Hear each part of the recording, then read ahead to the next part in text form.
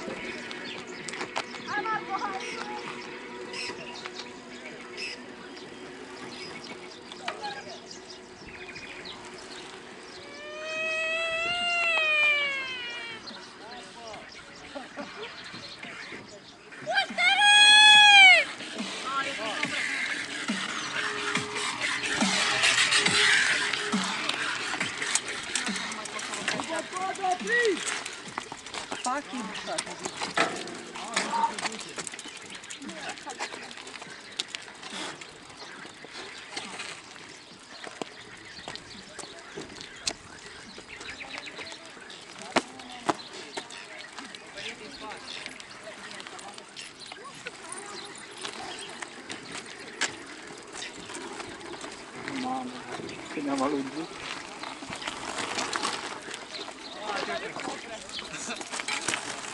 Eu m-am oprit aici.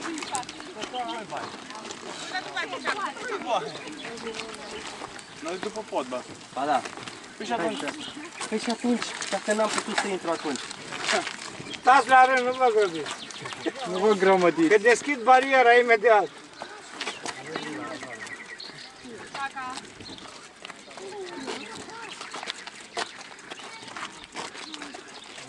Mai rău ca la piață, frate. Nici pe timpul lui Ceaușescu nu se tăia așa la coadă. Mai rău ca la vamă. La vamă, da. Control de rutină, hă? Dacă nu mai sperii lumea, Care v-ați dopat? Treceți în partea asta la altă. am mers la o bere la Livadu, dar nu mai speria lumea. Lasă oamenii în pace. Dar tu te-ai băgat acum, știi Da, cum? v-ați băgat exact. Înțeleg că ești lat în spate, dar lasă și pe alții să afișeze. Hei, Aveți filmarea lui. mai aveți loc, mă?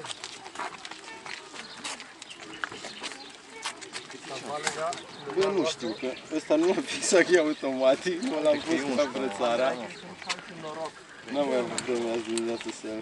11 și 6 minute.